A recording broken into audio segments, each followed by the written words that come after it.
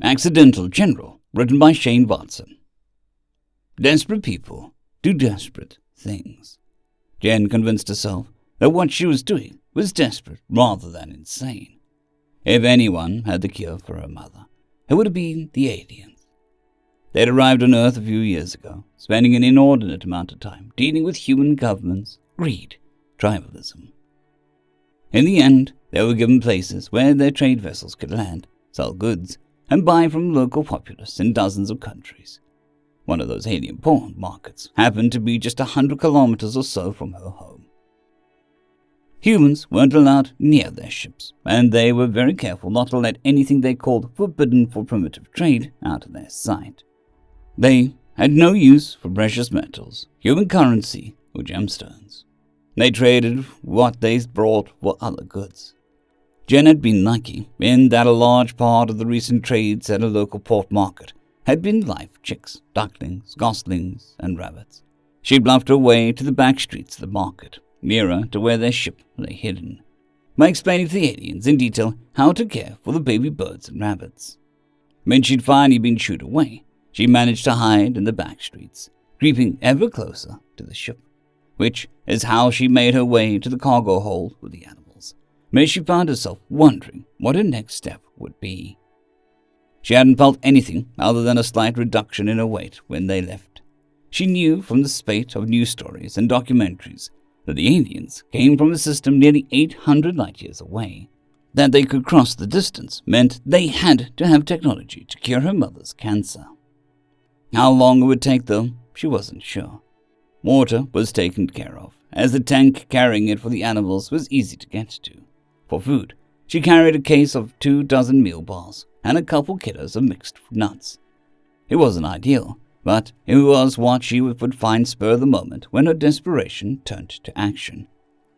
Jen guessed they'd taken off about 2 hours earlier, but she hadn't eaten at all that day.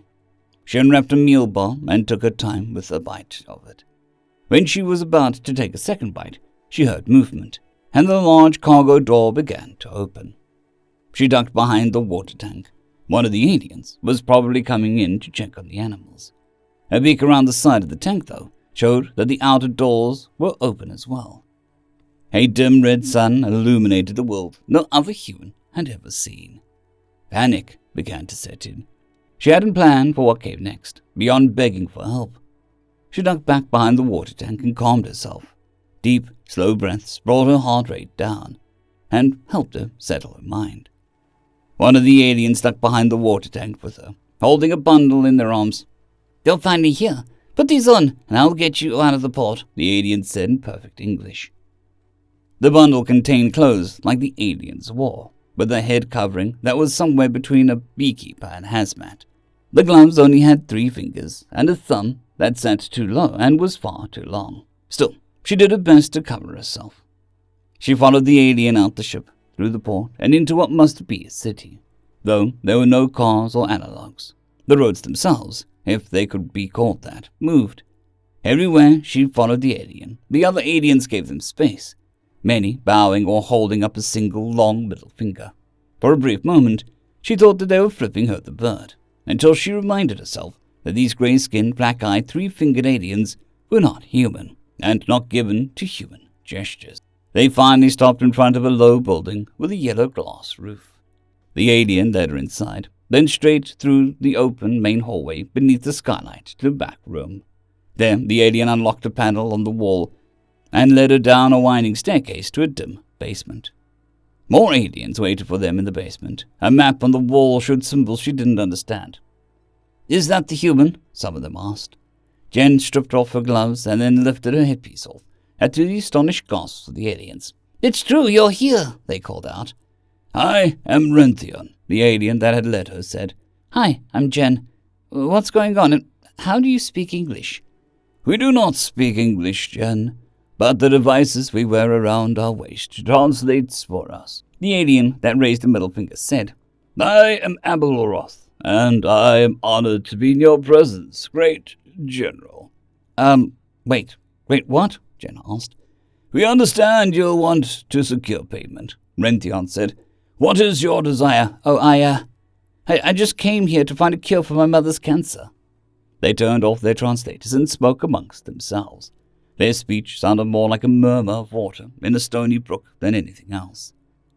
Finally, they turned back on the devices, and Abelaroth said, "We accept the price." Renthion pointed to the map and began explaining what all the symbols meant.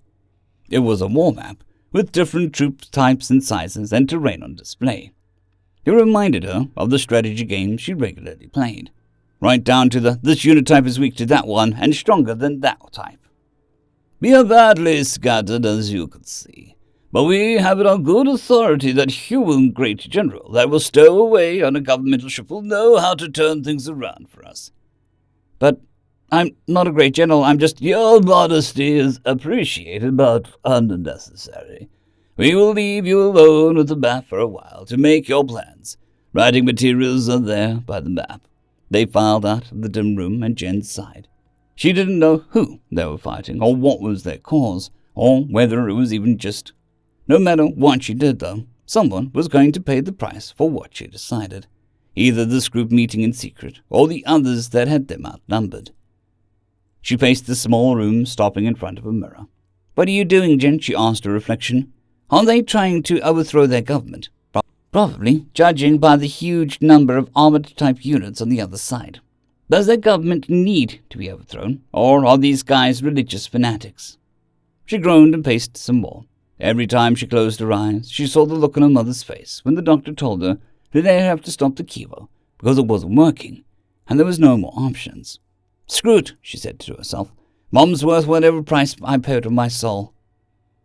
Jen studied the map as if it were one of the strategy games and began scribbling out early plans and options for each unit.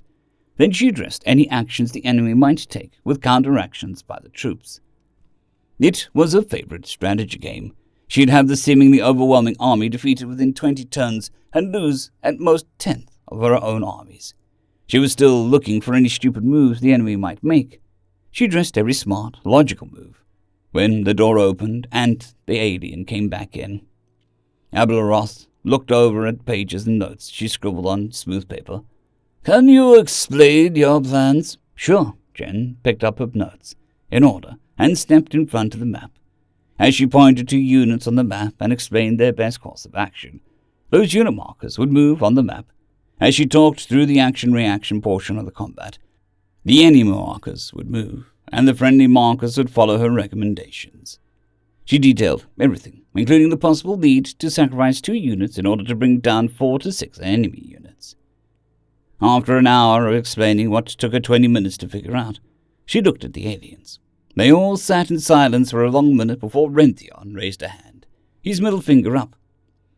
"It is, as your spy said, the general is a genius." "I'm not really." Abelaroth and another alien cut her off with a bow, holding out a large case. "This contains an automated healing machine. It is not allowed for trade with your people, but since you held up your end of the deal, we will uphold ours." "But I haven't really." "The troops began moving quite a while ago. It was, as you said." Renthion pointed at the map. The units reset themselves to a position in what Jen considered the late early game. The enemy troops were responding in some cases in the most obvious way. In a few cases, the second or third most likely she'd expected. She heard explosions outside as one of the enemy armored units barreled past their location, getting themselves trapped in a kill funnel at the edge of the city. Explosions could be heard throughout the field as well. Units began disappearing from the map. 4 armored units and 2 light-mounted met up at the edge of the clearing. Jen felt sick.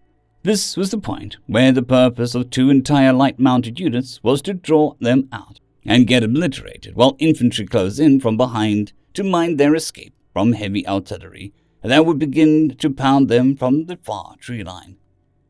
The alien numbers depicting the size of the sacrificial units began to fall until they pulled the further out into the clearing.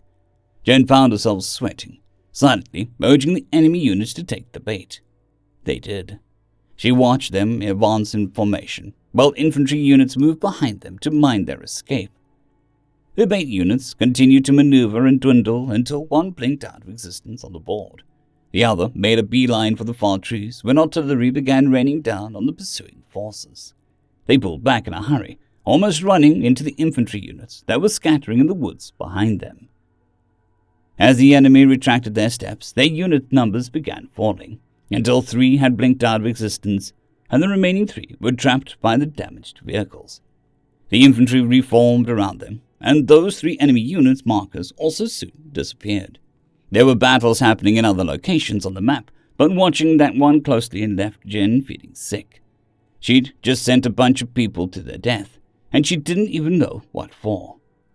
She clutched the case with the healing machine. Was a mother really worth that many lives? What gave Jen the right to decide? She stared at the map in stunned silence over the next hours, watching more and more of the previously outmanned units coalesce and claim more of the map. The final push was for the center of the city, where the halls of government lay. Jen said a silent prayer to any god or gods that might be somewhere out there, to forgive her weakness. Tears ran down her face, unbidden for the unknown lives that were lost. The room grew silent around her, and then exploded in sounds of joy and celebration. "What have I done?" she muttered under her breath. The map changed to show a video from the government building. Grey aliens, like the ones around her, celebrated as massive reptilian aliens were led out of the buildings in chains. With the devices on the aliens around her, she could understand what the alien shouting into what must have been a microphone was saying to the crowd. "We have thrown off the shackles of the Boblinob, and now are masters of our own destiny. Freedom for the people, freedom for the Reburnthor." The translator didn't translate the word for the reptilian aliens or the planet's name, but it was enough that Jen understood what was going on. She didn't feel quite so bad about the dead enemies any longer, but it didn't assuage the guilt that she felt for trading so many lives for her mother's. She dropped the case and fell to her knees, sobbing. Renthion sat on the floor near her. "Are you injured?" "No, yes, I meant not physically, but it just caused so much death, and for what?" She forced herself to look Renthion in the eye. "I'm selfish, and thought only of my mother, not what my actions would cost." Renthion put a hand on her arm. "Do you know why we are not allowed to trade that device?" "No."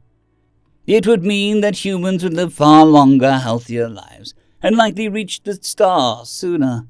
The Borblenorp, our previous lords, forbade us to help any primitive world advance." Aberloth helped her to her feet. "You may have only been thinking of your mother, but what will others do with this?" "This is something we have the technology to recreate," she asked. "Maybe not today, but very soon." Renthion stood, picked up the case and handed it back to her. "Your scientists and material experts have the know-how. It'll just take some time." Jen sighed. "Only governments and big corporations have the resources for that, and it'll be limited for the ultra-wealthy in the end." Ablaroth bowed slightly. "Scarcity economy, of course. Perhaps if you had the resources, it could be shared in a fairer manner." "Yeah, but that's not happening anytime soon." They turned off their devices and blurbed amongst themselves again, checking the alien script on the map screen while they directed it to do something. After they reached a consensus, Ablaroth turned back to her and asked, "Would 32,000 kilograms of gold be enough resources?" Jen stared. What? That's a lot of gold. Like $1 billion worth? 2 billion? Would that be enough?"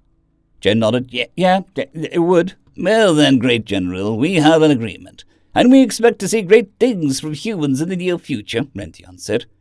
"Like I said, I'm not." "Nonsense. You figured out how to best use our remaining troops in almost no time at all.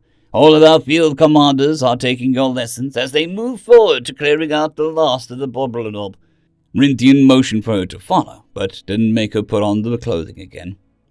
As they passed through the streets on their way back to the port, the passerbys cheers and held up a middle finger. Renthion's translator called the cheers from the humans' great general that had freed them all. She rode back to Earth in a comfortable seat, then was taken in a smaller craft to her home along with a vault that opened only to her touch, crammed with gold. She bid the aliens goodbye and brought the healing medicine to her mother. While the machine did its work, she began researching how to set up a non-profit research organization and how to hire top talented scientists.